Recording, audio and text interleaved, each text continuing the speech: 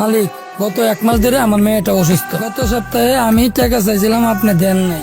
যদি আজকে দিতেন তাহলে আমার মেয়েটারে ডাক্তারের কাছে নিয়ে যেতাম। এত কি আর অসুখ তোর মেয়ে? তোর মায়ের বয়স কত? মালিক 18। তুই এত কিছু বুঝবি না। ওর তো ডাক্তারের কাছে যাইতেও না, ওর লাগবে অন্য কিছু। তুই একটা কাজ কর, তোর মায়ের তুই আমার কাছে রাখা দিয়েছে। টাকা দিয়ে কি করবি? ওর যা লাগবো সব আমি দেবো।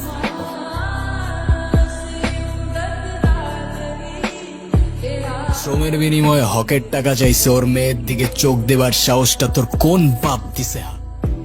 বাপের হোটেলে খায়া বাপের উপর জবন চালাস শাকিল।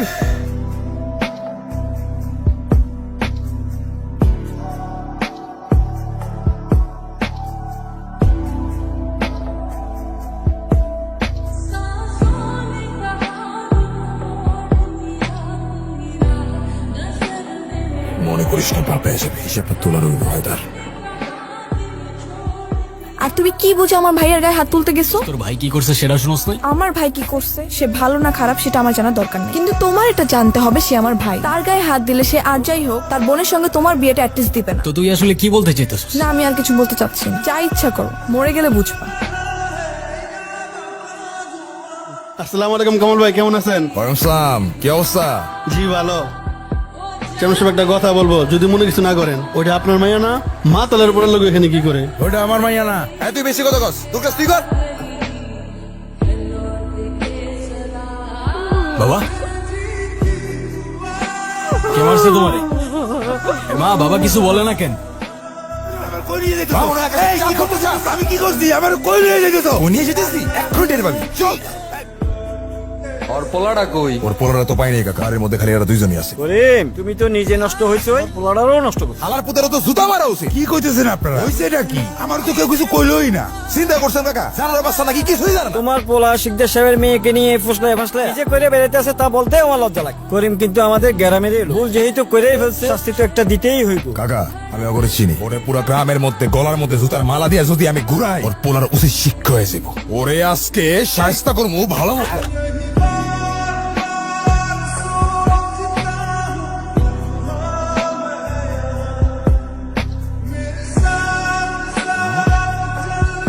বলা ভাই, তোরা কারা? এত রাতে কি করস?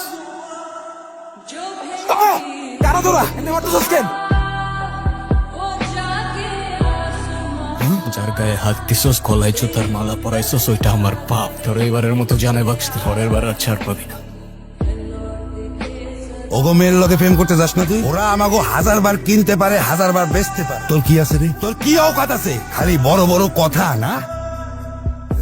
কি রে, কি হয়েছে? ওরা শুধু গায়ে না, আমার বাপ মার সম্মানে আঘাত করছে। ওরা এইটা দেখাইছে যে ওরা কোন জায়গায় আর আমরা কোন জায়গায়। আমরা এখন কি করব? ক্ষমতায় তো আর ওদের সাথে পায়রা উঠবো না। কেন পারবো না আমারে বল? এই তফাৎ দূর করতে হইলে আমাদের দরকার শুধুমাত্র টাকা। বন্ধু, আমরা যদি কোনো জায়গায় গিয়ে একটা টাকার বাক্স পাইতাম তাহলে আমাকে সব দুঃখ দূর হয়ে যেত। তাইলে দুঃখ দূর করার জন্য রেডি হও, কারণ কোথাও যাওয়ার দরকার নাই, টাকার বাক্স এইখানেই আছে। কারণ আগামী 24 ঘন্টার মধ্যে আমরা ওরা গায়েব করতে যেতেছি। কিন্তু এটার সামনে তো সারাটা দিনই পুলিশ থাকে, আমরা কেমনে কি করবো? ওটা পুলিশ না, গার্ড, দারোয়ান। তোদের শেষ হইলে এবার একটু কাজের কথায় আছে। হ্যাঁ বন্ধু,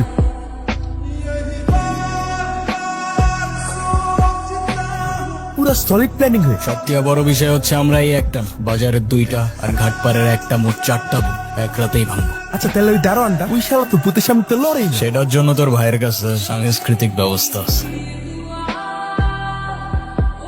ভাই খাবেন নাকি? আছে নাকি? টাটকা মাল আছে, পুরাটা। চল, এদিকে সিসি ক্যামেরা আছে। মামা, আমার এই সেট কিন্তু পুরাই ক্লিয়ার, একটু তাড়াতাড়ি কর মামা।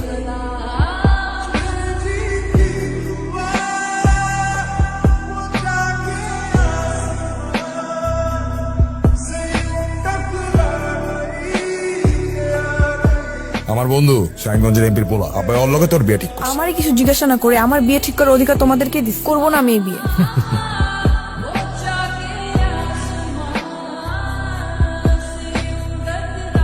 বন্ধু, টাকাগুলো ভাগ করবি না? এত টাকাটা করছ কেন? ভাগাভাগি পরে করবো। এলাকার অবস্থা দেখতেছিস না? একটু চুপচাপ থাক, সময় মতো ভাগ পাওয়া যাবে। আচ্ছা কাঁদতেছিস কেন সেটা তো বলবি লিস্ট। আমি তোমার কতগুলো কল দিচ্ছি, আরে এতগুলা ঝামেলার মধ্যে আটকাইছিলাম। তুমি থাকো সারা জীবন তোমার এই ঝামেলা নিয়ে। আমার আর কিছু বলার নেই, শুধু এতটুকু বলতে এসেছি আব্বা আমার বিয়ে ঠিক করছে। এই জন্য কাঁদতেছিস, চিন্তা করিস না। তোর কবুল বলার এক মুহূর্ত আগে হইলেও তোরে নিয়ে পালায় চলে যাবো। পালায় কোথায় যাবা? কবের নোট থাকলে দুনিয়ার সব দরজা খোলা থাকে। পালাবি কবে সেইটা বল। কালকে রাত 10টায় আমি তোমার জন্য ওয়েট করবো ঘাট পারে। কালকে অন্তত ফোনটা ধরো, নাহলে দেখবা আমি কি করি।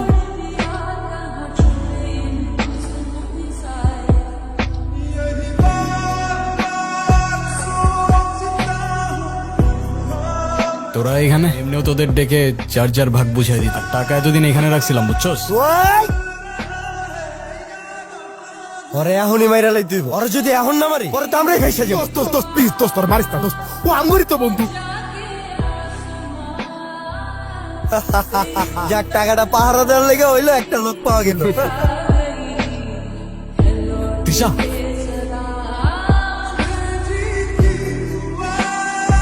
বাজান আমার হায়দারে দেখছো তোমরা? আমি দেই নাই কাকা। তোমাদের সাথেই তো চলাফেরা করে সবসময়। আমি তার মনের বলে একটু বকাবকি করছি। ও বাড়িতে বাইরে হয়েছে আর বাড়িতে যায় নাই বাজার। এইভাবে হোক তোমরা বাড়িতে নিয়ে আসার ব্যবস্থা করো বাবা। খবরদার ইমোশনে পইরা কাউরে কিছু করবেন একদম। ওই পাথর দিয়ে সিগল ভাঙবো, পাগল হয়ে গেছে। এই নে এনে 4টা রুটি আর এক বোতল পানি রেখে গেলাম। এই সপ্তাহে আর কিছু পাবি না, আবার পরের সপ্তাহে বুঝছস? খায়া লইস। ওই চল, এই পরেটা গেল এলো। এমন একটা ছেলের জন্য নিজের জীবন শেষ করে দিতেছস যে ছেলে নিজেই তোর রেখে পালাই গেছে। আমরা তো তোর খারাপ চাই না বই, বিয়েটা করে ফেলাম। ভাই হিসেবে তোর কষ্ট দেখতে আর ভালো লাগে না। আমি ভাই হিসেবে তোর খারাপ চাই না।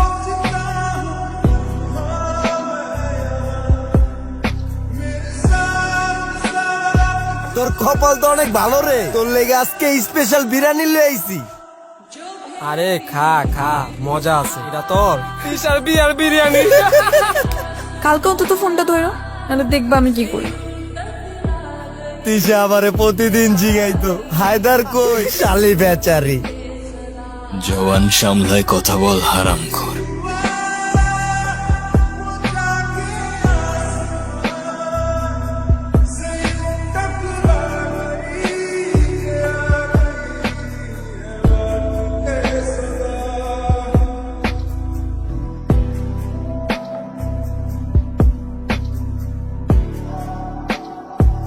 তিশা চল আমরা পালাই যাই, আজকে আর কেউ আটকাইতে পারবে না। আজ তো অনেক দেরি করে ফেলাইছো হায়দার। দেখ আমি অনেক টাকা নিয়ে আসছি, এখন আর কোনো সমস্যা হবে না। তোর বাবার চাইতে অনেক বেশি টাকা আছে আমার কাছে। তোর মার বাবার সবার কষ্ট দূর করে দিব আমি। মানুষ বলে টাকাই নাকি সবচেয়ে বড় সুখ, সব তারই ক্ষমতা। যখন আমার বাপের কাছে ছিল তখন সে দেখাইছে, যখন তোমার বন্ধুদের কাছে ছিল তারা দেখাইছে, আর এখন তুমি দেখাইতেছ।